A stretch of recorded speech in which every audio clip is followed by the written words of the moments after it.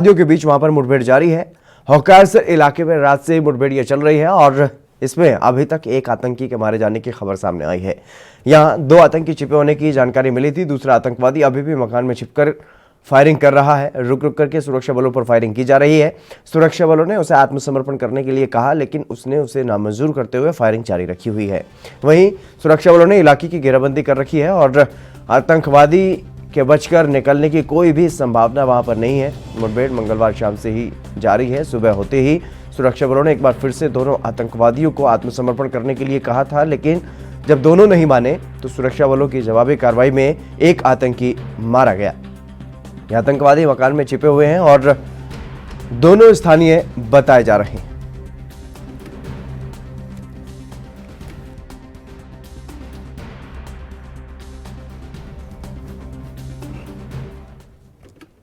रविंद्र श्रीवास्तव हमारे संवाददाता हमारे साथ जुड़ गए अधिक जानकारी के साथ। रविंद्र, फिलहाल क्या कुछ जानकारी मिल पा रही है? जिस तरीके से लगातार मुठभेड़ जारी है कई घंटे से।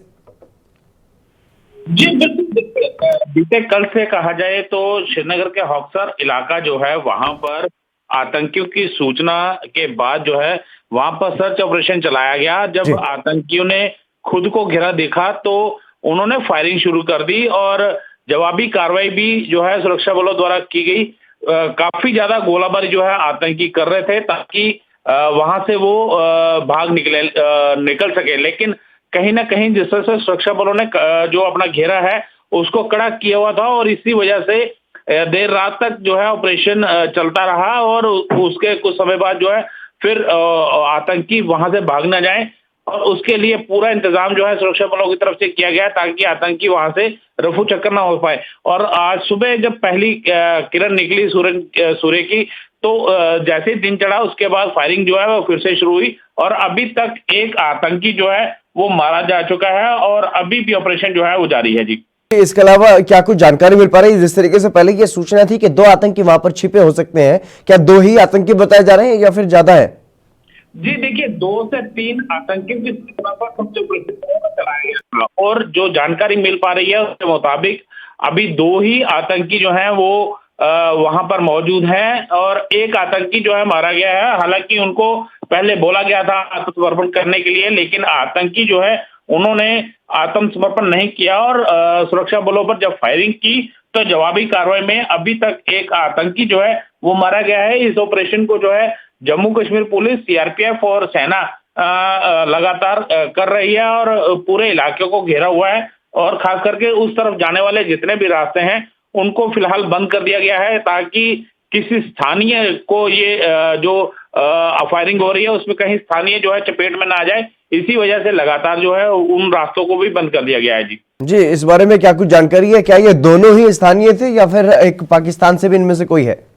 जी देखिए, कल जब सूचना मिली थी कि आतंकी गिरे हुए हैं तो उसके बाद जब एनकाउंटर चला तो यही बताया जा रहा था कि एक कमांडर जो है वो मौजूद है और लेकिन अब सूचना ये मिल पा रही है कि दोनों आतंकी जो है वो स्थानीय हैं और अभी भी फायरिंग जो है वो लगातार जारी है और खास करके सर्दी के मौसम में आतंकी जो है वो लगातार अपने छुपने का ठिकाना जो है वो ढूंढते रहते हैं और यही वजह है कि अब आतंकियों के ऊपर लगातार कार्रवाई जो है वो की जा रही है और अभी तक अगर बात करें तो इस साल कम से कम 200 से ज्यादा आतंकी जो है श्रीनगर में मारे जा चुके हैं। जी, इसके अलावा अगर बात की जाए तो सुरक्षा बलों की तरफ से क्या कुछ जानकारी मिल पा रही है? ये दोनों आतंकी किस हमले की फिराक में थे या फिर किस तरीके से जो है साजिश रच रहे थे?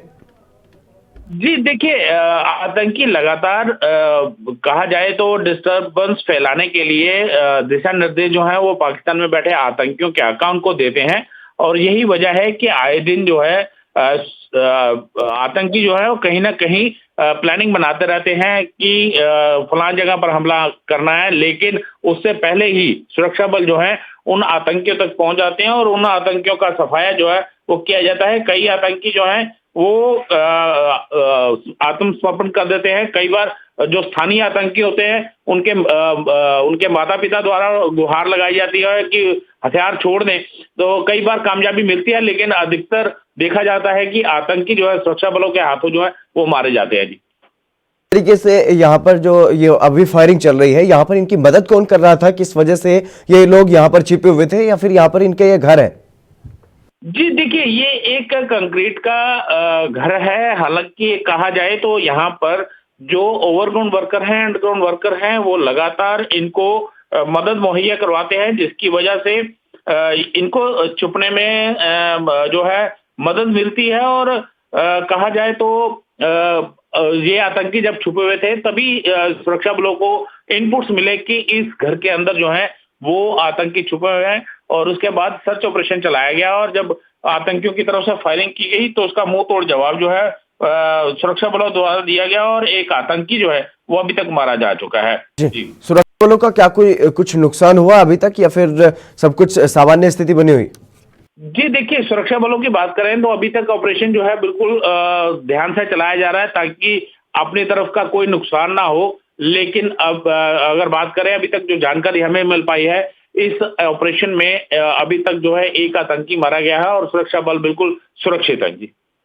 अलावा अगर बात की जाए क्योंकि लगातार जिस तरीके से इस तरीके से जो आतंकी हैं वो पकड़े जा रहे हैं, मुठभेड़ हो रही है, मारे जा रहे हैं, अभी तक एक ही आतंकी यहां पर मारा गया है, लेकिन जो स्थानीय लोग हैं उनकी तरफ से क्या कुछ कहा जा रहा है? क्योंकि जिस तरीके से काफी लंबा वक्त हो चला है, ये फायरिंग दोनों तरफ से चल रही है। जी देखिए, स्थानीय लोग जो हैं वो लगातार कहा जाए तो काफ़ी ज़्यादा परेशान होते हैं। जब एनकाउंटर होता है तो कहीं न कहीं लोगों को परेशानी होती है क्योंकि उस इलाके का जो संचार सेवा है कहा जाए, नेटवर्क सिस्टम जो है उसको बंद कर दिया जाता है। आवाजाही जो है उस रास्तों से बंद कर दी जाती है, तो लोग कहीं न कहीं परेशान ज़रूर होते हैं। और इस एनकाउंटर को जो है अब कल से चल रहा है, तो कहीं न कहीं लोग जो है खासे परेशान हैं। और इस सर्दी के मौसम में जिस तरह से आतंकी अपनी कायराना हरकत को अंजाम देने की फिराक में रहते हैं, तो कहा जाए तो सुरक्षा बल लगातार उन पर कार्रवाई भी करते हैं, लेकिन कहीं न कहीं स्थानीय लोग भी इससे काफ़ी ज़्यादा प्रभावित होते हैं। कितने बजे ये एनकाउंटर शुरू हो गया था, रविंद्र? जी, बिल्कुल। जी। जी, कल शाम को कितने बजे ये एनकाउंटर शुरू हुआ था और कितने बजे रोक दिया गया था? जी देखिए, ये एनकाउंटर करीब शाम को जब सूचना मिली है 6 और 7 के बीच में, जब आतंकियों की सूचना मिली सुरक्षा बलों को, उसके बाद इलाके की घेराबंदी जो है वो शुरू की गई है। और कहा जाए तो उसके बाद से अब तक बीच में देर रात के बाद जो है इस एनकाउंटर को रोक दिया गया था और इलाके को पूरी तरह से कॉर्डन किया गया था ताकि आतंकी जो है भाग ना सकें। और जैसे ही सुबह हुई है उसके बाद फिर से जो है एनकाउंटर को शुरू किया गया है। और जो है अभी तक जो है सुरक्षा बलों को एक सफलता जो है वो ये मिली है कि एक आतंकी जो है वो इस एनकाउंटर में मारा जा चुका है। जी। रविंद्र, अगर इसके अलावा बात की जाए तो किस तरीके से सुरक्षा बलों को यह सूचना मिली कि यहाँ पर दो आतंकी छिपे हुए हैं? जी देखिए, सुरक्षा बलों का अपना एक नेटवर्क होता है और इसमें जिस तरह से मैंने पहले बताया कि सुरक्षा बलों के साथ साथ जो 3 विंग हैं, खास करके जम्मू कश्मीर पुलिस का एसओजी ग्रुप है, सीआरपीएफ है और सेना जो है वो लगातार कार्रवाई करती है। और हर एक ग्रुप के अपने अपने इंटेलिजेंस होती है। उसी के आधार पर जब इनपुट्स मिलते हैं तो वो तीनों एजेंसीज जो हैं वो साझा करते हैं और उसी के आधार पर जो है ऑपरेशन चलाया जाता है। और जिसमें सेना की बड़ी अहम भूमिका रहती है, साथ साथ में जम्मू कश्मीर पुलिस और सीआरपीएफ जो है लगातार एनकाउंटर्स में पूरा सहयोग जो है वो करती है, क्योंकि जम्मू कश्मीर पुलिस का जो एसओजी ग्रुप है उसका नाम ही स्पेशल ऑपरेशन ग्रुप रखा गया है ताकि उसके द्वारा किए गए कई एनकाउंटर जो है उस सफलतापूर्वक रहे हैं। हालांकि सेना भी इसमें भरपूर साथ देती है और कई आतंकी जो है, खतरनाक आतंकी अगर बात करें तो वो भी मारे जा चुके हैं। तो ये तीनों अंग जो है मिलकर काम करते हैं और कहीं ना कहीं जो इनपुट्स मिलते हैं उसी के आधार पर ये कार्रवाई की जाती है। आतंकी जिनके साथ ये मुठभेड़ हो रही है उनके बारे में क्या कुछ जानकारी है? वो किस लेवल के आतंकी बताए जा रहे हैं? जी देखिए, जैसे मैंने पहले कहा कि इसमें पहले कहा गया था कि लश्कर का एक कमांडर जो है वहाँ पर मौजूद है। और अभी तक जब तक ऑपरेशन खत्म नहीं हो जाता है तो उसके बारे में कहना उचित नहीं होगा कि किस लेवल तक के ये कमांडर हैं। हालांकि जिस प्रकार से कल जब सुरक्षा बलों ने आतंकियों को घेरा था तो उस समय यही कहा गया था कि लश्कर का कमांडर जो है यूसुफ कंटूर जो है वो अपने सहयोगियों के साथ जो है वो इस इलाके में जहां पर एनकाउंटर चल रहा है वहां पर मौजूद है। और उसके बाद ऑपरेशन को शुरू किया गया और फायरिंग जब हुई तो हालांकि हम तस्वीरों में भी देख सकते हैं कि काफी ज्यादा फायरिंग जो है आतंकियों की तरफ से की गई, भारी गोलाबारी जो है वो की जा रही थी ताकि ज्यादा नुकसान जो है सुरक्षा बलों का किया जा सके। लेकिन कहीं ना कहीं जिस तरह से लगातार जो है सुरक्षा बल काम कर रहे हैं, अपनी ड्यूटी को अंजाम दे रहे हैं और भीषण सर्दी के अंदर भी लगातार आतंकियों का सफाया किया जा रहा है, ये अपने आप में एक गर्व की बात है और सुरक्षा बल लगातार इन ऐसे आतंकियों के ऊपर कार्रवाई कर रहे हैं। जी, तमाम जानकारी देने के लिए बहुत शुक्रिया आपका। तो लगातार जो एनकाउंटर है वो जारी है, मुठभेड़ जो है चल रही है अभी भी और एक आतंकी के मारे जाने की खबर है। चलिए बढ़ेंगे अगली खबर की तरफ। पहाड़ों पर बर्फबारी हो रही है जिसका असर मैदानी क्षेत्रों में भी देखने को मिल रहा है। पश्चिमी विक्षोभ के कारण पारा कुछ थमा हुआ था लेकिन अब असर खत्म हो रहा है और गुरुवार की रात बेहद सर्द होगी। इस सर्द रात के बीच कोहरा भी गहराएगा और दिल्ली में कड़ाके की ठंड पड़ रही है। शीतलहर का चलना भी जारी है। मौसम विभाग के अनुसार हरियाणा, पंजाब, दिल्ली और उत्तर प्रदेश समेत 6 राज्यों में भीषण ठंड पड़ने के आसार हैं।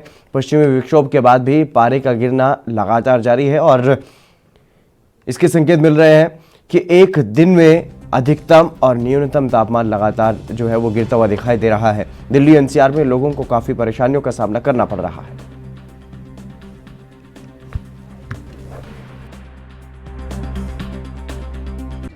आज ठंड कुछ ज़्यादा ही ठंड है, हवा तेज चल रही है, सुबह से काफ़ी ज़्यादा ठंड हो रही है, हाथ पे ठुठुर रहे हैं। ऐसी ठंड में किस तरह की परेशानियां होती हैं? परेशानी शरीर में दर्द होता है और ठंड काफ़ी लगती है। किस तरीके से आप सर्वाइव करते हैं? मैं तो चाय की दुकान है मेरी, मैं चाय की दुकान लगाता हूँ और उसकी आग जला के बैठे हैं। जो भी आ रहे हैं चाय पीने के लिए उनको हाथ भी सिखा रहे हैं और चाय से भी उनकी सेवा कर रहे हैं। तो ठंड है, किस तरह की ठंड है? ठंड आज थोड़ी बहुत ज़्यादा है, बादल मौसम ख़राब है, इसकी वजह से भैया लकड़ी उकड़ी जला के अपना गुजारा कर रहे हैं। हाँ, और कैसे करेंगे सर? हाँ, चाय वाय पी है, अब आग सेक रहे हैं भैया, ऐसे ही पूरा दिन गुजर जाएगा हमारा यहीं पे ही। तो हम गार्ड लोग हैं। फॉग की बात करें तो धुंध कैसा है? कोहरा कैसा धुंध तो थोड़ा कम है सर, पर ठंड ज़्यादा है। शीतलहरी हवा है, इसकी वजह से ठंड ज़्यादा है। आज हवा है? किस तरह की शारीरिक परेशानी होती है हवा जैसे? शारीरिक परेशानी में भैया हाथ कांपते हैं, इसीलिए आग जलाते हैं। शरीर ठंड में सुर होता है, इसीलिए जो है आग जला के सेकते हैं कि बाहर ड्यूटी करनी पड़ती है हम लोगों को, गार्ड लोग हैं हम लोग। परेशानी तो ऐसे है, उड़ने का भी उतना कपड़ा उपड़ा तो सबके पास है लेकिन क्या हमारे पास उतना भी नहीं है और सर्दी भी बहुत तेज़ हो रहा है। कोहरा तो पूरा जमुना का आसपास सारा कोहरा गिर रखा है। हम तो जमुना किनारे रहते हैं, झुकी बना रखे हैं। लगातार ठंड का जो कहर है वो देखने को मिल रहा है और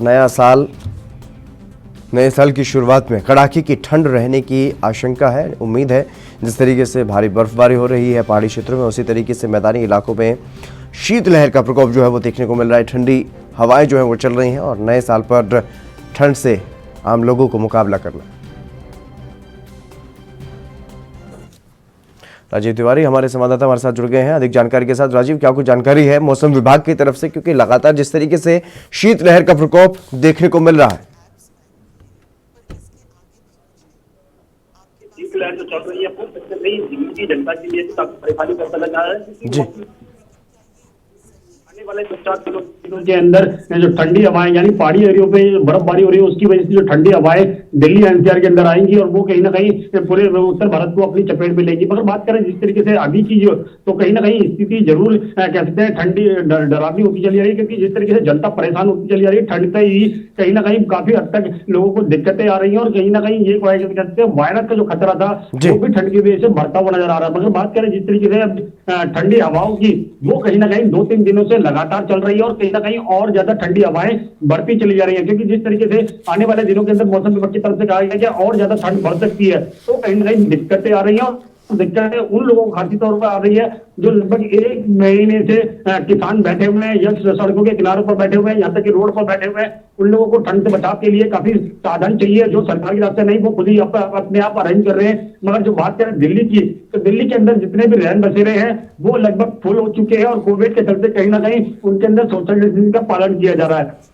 बिल्कुल राजीव, लेकिन सबसे ज्यादा मुसीबत उन लोगों को करने उन लोगों के सामने है, सबसे ज्यादा परेशानी उन लोगों के सामने आ रही है जो लोग झुग्गी झोपड़ियों में रहते हैं। नहीं है कि ठंड से बचाव किए जा सकते, मगर हाँ सरकार की तरफ से गर्म कंबल या गर्म कपड़े जरूर बांटने चाहिए ताकि उन लोगों को थोड़ा बहुत राहत मिल सके, और जो टेंट वगैरह का या इंतजाम करवाया जा सके ताकि वो लोग अपने ठंड से बचाव कर सके। मगर इस मुहिम के अंदर कुछ लोग जरूर नजर आ रहे हैं जो संस्थाओं के द्वारा गर्म कंबल और गर्म कपड़े बांटते नजर आ रहे हैं जिन लोगों को। जी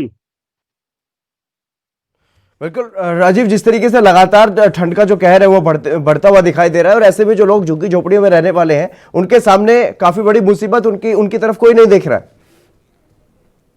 देखिए बिल्कुल सही कहा आपने। एक बात करें जिस तरीके से ग्राउंड लेवल पर, यानी कि जो फुटपाथ पर रहने वाले लोग हैं या फिर जो झुग्गी झोपड़ियों में रहते हैं, वो कहीं ना कहीं ठंड का सामना करते नजर आ रहे हैं, क्योंकि उन लोगों के पास इतनी सुविधाएं नहीं हो पाती है, ना ही इतने कंबल हो पाते हैं, ना ही गर्म कपड़े हो पाते हैं। मगर हाँ कुछ संस्थाएं जरूर इसके लिए अंदर अपनी मदद करती हैं और कहीं ना कहीं वो आगे आती हैं, और यहाँ तक कि अस्पतालों के अंदर भी कहीं ना कहीं जो मरीजों के जो परिजन रुके हुए होते हैं उन लोगों को भी कहीं ना कहीं गर्म कंबल वगैरह ये बांटते नजर आते हैं। मगर बात करें सरकार की, तो सरकार की तरफ से, दिल्ली सरकार की तरफ से अभी ऐसी कोई योजनाएं नहीं बनाई गई हैं ताकि उन गरीब लोगों को कंबल वगैरह या फिर गर्म कपड़े मिल सके। मगर हाँ संस्थाएं जरूर आगे आ रही हैं। मगर हाँ एक चीज और देखने को वाली मिली थी, जिस तरीके से अरुण जेटली जी की बर्थ एनिवर्सरी मनाई गई थी और उसके अंदर कहीं ना कहीं कनॉट प्लेस के अंदर हनुमान मंदिर पे कहीं ना कहीं गरीबों को कंबल बांटे गए थे बीजेपी की तरफ से। मगर कई इस तरीके की योजनाएं अगर आम आदमी पार्टी भी करे तो कहीं ना कहीं काफी हद तक लोगों को राहत मिल सकती है। जी लेकिन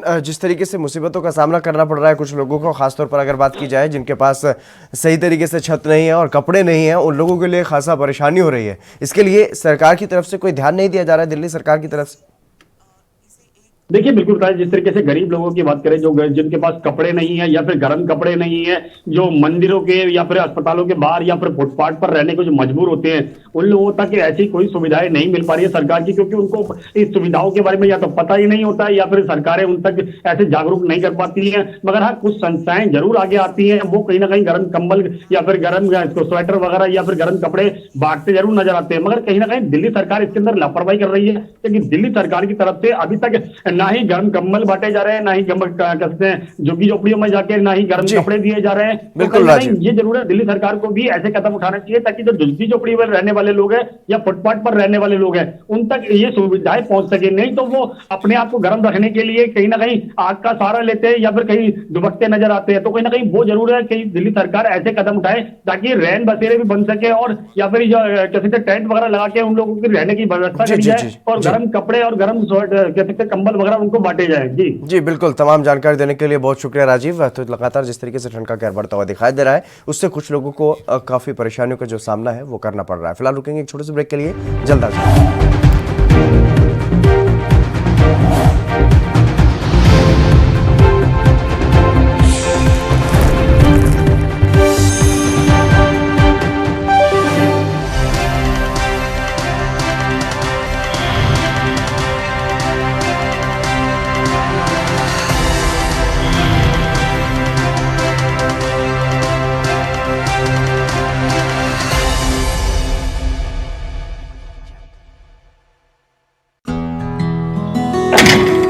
बस करो माल साहब, ਤੁਸੀਂ ਰੈਡੀ ਹੋ ਕੇ ਫਿਰ ਸ਼ੁਰੂ ਹੋ ਗਏ। ਤੁਹਾਡੀ ਵੀ ਨਾ એનર્ਜੀ ਨਹੀਂ ਖਤਮ ਹੁੰਦੀ। ਸਤਿ ਸ਼੍ਰੀ ਅਕਾਲ ਫੁੱਫੜ ਜੀ। ਓਏ ਸਤਿ ਸ਼੍ਰੀ ਅਕਾਲ। ਓਏ 8 ਵਜੇ ਦਾ ਕਹਿ ਕੇ 11 ਵਜੇ ਆਤੇ ਤੁਸੀਂ ਫੁੱਫੜ ਜੀ ਅੱਖ ਹੀ ਨਹੀਂ ਖੁੱਲਦੀ।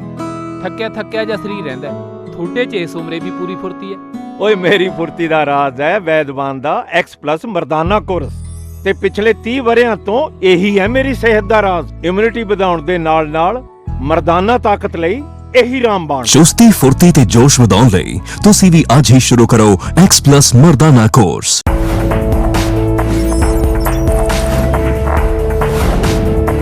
कम ब्रेक और ज्यादा खबरों के साथ देखिए ANP news in channel number पर।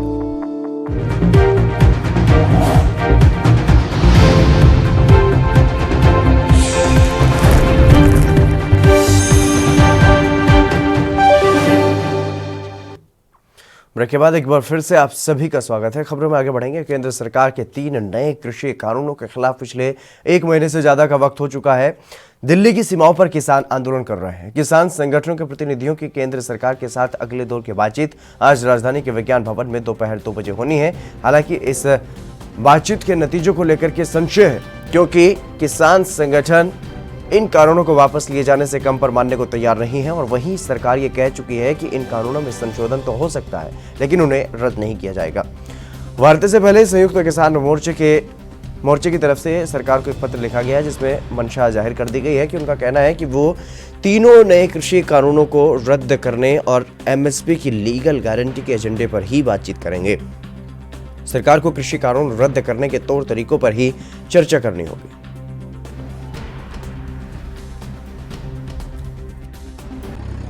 ना प्रोटेस्ट ना खत्म होता अगर सरकार बिल वापसी नहीं लेगी। प्रोटेस्ट नहीं खत्म होता, बिल वापसी ही सरकार को लेने पड़ेंगे, संशोधन पे नहीं बात बनेगी। आज मतलब ये कंफर्म है कि चाहे कुछ भी हो, सरकार आप लोगों के हित में संशोधन करे, उसके बावजूद आप लोग नहीं मानेंगे। अच्छा, हित कैसे? मतलब हित होता तो हम इन्हीं कानूनों को ना मान लेते। ये तो किसानों के बर्बादी के कानून हैं, ठीक है। किसान कैसे बर्बाद होगा देश का, ये कानून के दायरे में ले आए इसको। वो नहीं मानने का ना, देश का किसान मानने, ये देश के किसानों की लड़ाई कहते हैं। वो हटा क्यों ले आए इस तरह के? हजारों किसान वहाँ पर हैं। धर्मेंद्र मलिक किसान नेता हमारे साथ जुड़ गए हैं। धर्मेंद्र जी, आपका स्वागत है एनबी न्यूज पर। बहुत बहुत धन्यवाद जी। धर्मेंद्र जी, आज किसानों की बातचीत सरकार से होनी है और साथ ही साथ जो कार्यक्रम थे, क्या वो कार्यक्रम भी ऐसे ही चलेंगे जिस तरीके से जो निर्धारित किए गए थे समय ट्रैक्टर मार्च का, जिस तरीके से आज दिन है? देखिए, कार्यक्रम तो हमारे पूर्व निर्धारित हैं, वार्ता होती रहती है, वार्ता तो पहले भी हो चुकी है। जब तक हमारे नेता, कार्यक्रम हमारे निर्धारित है, चलते रहेंगे। जब हमारे नेता संतुष्ट होंगे, बाहर निकल के कह देंगे कि नई समस्या का समाधान हो गया, तो कार्यक्रम खत्म हो जाएंगे। लेकिन जिस तरीके से आज की जो बैठक होनी है, बातचीत होनी है, उससे पहले ही हालांकि अंदाजा लगाया जा रहा है, क्योंकि जिस तरीके से दोनों ही तरफ से कहा जा रहा है कि सरकार कह रही है कि कानून रद्द नहीं होंगे, संशोधन कर लेंगे, और किसान कह रहे हैं कि कानून रद्द ही करने पड़ेंगे, तो ऐसे में समाधान निकलता हुआ दिखाई नहीं दे रहा है। तो नहीं निकलेगा, फिर आके देखेंगे जी। करना तो समाधान सरकार को है, किसान को थोड़ा करना है। अब जब सरकार जो है, सरकार भाई, हम कोई इस बार जो है ऐसा आंदोलन लेके दिल्ली में नहीं है कि हम सरकार से कुछ मांग रहे हो, सरकार की चवन्नी खर्च हो रही हो उसमें, या हमारा रेट बढ़ाने की बात हो। हम तो ये कह रहे हैं कि जो तुम दे रहे हमें वो नहीं चाहिए, बस इतनी सी तो बात है। लेकिन धर्मेंद्र जी, जो कानूनों को लेकर के डर बताया जा रहा है किसानों की तरफ से, उस पर साफ तौर पर जो सरकार ये कह रही है कि ऐसी कोई बात नहीं है, और साफ तौर पर ये किसानों के हित में साबित करने की बात जो है सरकार करती आई है बराबर, लगातार जिस तरीके से किसानों का आंदोलन चल रहा है। लेकिन उसके बावजूद भी किसान ये क्यों कह रहे हैं कि रद्द ही करने पड़ेंगे? नहीं, हमारा तो इस वक्त मैसेज है कि एमएसपी हमें कानून चाहिए, और ये कानून जो है निरस्त हो, और इनके निरस्त करने के बाद फिर बाद में देखा जाएगा क्या होगा। कोई नए कानून लेकर आओ, और कानून से पहले भी देश चल रहा था, मैं आपको बता दूं। ऐसा नहीं था कि कृषि का व्यापार नहीं हो रहा था, और इन्होंने हमारा नाम क्यों दिया था? लेकिन ये कृषि उपज जी, जिस तरीके से धर्मेंद्र जी आपने कहा कि कानून, इन कानूनों से पहले भी देश चल रहा था और जो किसान की फसल है वो बिक रही थी, ऐसे ही सरकार की तरफ से कहा जा रहा है कि एमएसपी पर पहले कानून नहीं था, अब भी नहीं लाएंगे। सिर्फ बयानों की तरफ से बयान ये दिए जा रहे हैं कि हम आश्वासन दे रहे हैं किसानों को, अगर हम ऐसा नहीं कर पाए तो लोकतंत्र में जनता और किसान अपना जो फैसला है वो सुना सकते हैं। तो कानून लेकर आए, कानून में प्रावधान किसान के खिलाफ है, इसीलिए तो गारंटी के रूप में एमएसपी मांग रहे हैं। मान लिया हमने कि पहले भी एमएसपी की गारंटी नहीं थी, तो हमारा ये कहना है कि एमएसपी पे बिकता कहाँ था, और के बाद तो और हालत खराब हो जाएगी, तो हमें एमएसपी चाहिए। अब आप देखो, ऐसी ऐसी चीजें मार्केट से आ रही, किसान की गोभी बिक रही है 1 रुपया किलो, और यहीं दिल्ली के एक मॉल में एक कंपनी है, उसने उस पर जो है FSSAI का एक लाइसेंस है, उस पर बारकोड उस पर लगा हुआ है, और उस पर 500 kg नेट वजन लिखा हुआ है, और रेट है उसका 300 रुपये। यानी कि देश में गोभी 600 रुपये किलो बेची जा रही है। तो ये जो गैप है, मतलब ये 599 रुपये किसकी जेब में जा रहा है? मतलब हमें तो बका लिए कि आमदनी दोगुनी करेंगे, और ट्रेडर की वो आमदनी करती 400 गुनी।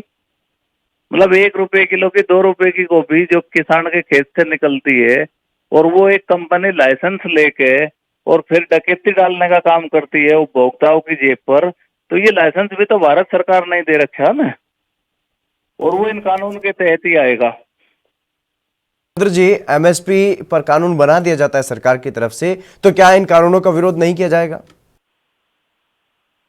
एमएसपी पे कानून बनने के बाद काफी चीजें क्लियर हो जाएंगी, 1-2 कानून तो स्वतः ही समाप्त हो जाएंगे, फिर विचार कर लेंगे, बातचीत का क्रम चल जाएगा, बातचीत खत्म करने की स्थिति में नहीं होंगे एमएसपी पर अगर भारत सरकार कानून बताती है। लेकिन प्राथमिकता क्या है किसानों की, कि एमएसपी पर कानून बने या फिर ये कानून रद्द हो? कानून रद्द हो और एमएसपी पर कानून बने। क्या है धर्मेंद्र जी, इन दोनों में क्योंकि 2 मांगे हैं कि या तो कानून रद्द हो या फिर एमएसपी पर कानून बने, इन दोनों में से प्राथमिक बात क्या कौन सी है, किसको प्रमुखता से रखा जा रहा है किसान सरकार के सामने? हमारे लिए दोनों ही प्राथमिक है, हम दोनों की ही बात करते। आप जो है सरकारी पेपर का मैं आपको हवाला देता हूँ, आप निकालिए कृषि नीति 2000, और जब चतुरानंद कृषि मंत्री हुआ करते थे तब की कृषि निकालिए कृषि नीति 2000 में लिखा हुआ है कि तीसरी वस्तुओं के सापेक्ष किसान को हर वर्ष जो है 12% का नुकसान उठाना पड़ता है, और ये गैप 7 साल में डबल हो जाता है। यानी कि अगर जो आवश्यक वस्तु है उनके रेट में अगर वो 100 रुपए की है तो वो 200 रुपए की हो जाती है, और किसान की जो चीज है वो 100% कम हो जाती है। यानी कि हर 7 साल में डबल हो जाता है इनपुट हमारा, और हमारी जो तो ये जो आर्थिक अन्याय है, आर्थिक अन्याय के खिलाफ हम एमएसपी का कानून मांग रहे कि जो हमें घाटा उठाना पड़ता है। एक जो है आप नॉर्मल सी बात ये करो कि एक शर्ट जो है वो 7 साल में जो है 300 से 600 की हो जाती है, और जो किसान का उत्पाद है वो 300 रुपए से 400 रुपए का नहीं हो पाता। तो ये सबसे बड़ी समस्या है जी। तो जिस तरीके से आपकी जो मांग है एमएसपी की, अगर बात की जाए, अगर एमएसपी पर कानून बन जाता है तो क्या ये लाभ मिल पाएगा? एमएसपी पे कानून होगा तो फिर किसान को मतलब हम एमएसपी नहीं है, लेकिन हम ये कह रहे हैं कि जो मिलता है वही दिला दो। अगर एमएसपी भारत सरकार घोषित करती है तो उसे दिलाने का काम किसका है, ये बताओ आप। तो यही मांग है लगातार, जिस तरीके से किसान जो अपनी मांगों पर अड़े हुए हैं कि जो एमएसपी निर्धारित की जाती है वो किसानों को मिलनी चाहिए। चलिए, बहुत बहुत शुक्रिया धर्मेंद्र जी मेरे साथ जुड़ने के लिए, तमाम बातचीत करने के लिए, और फिलहाल इस कार्यक्रम में बस इतना ही। आप बने रहिए एएनबी न्यूज के साथ।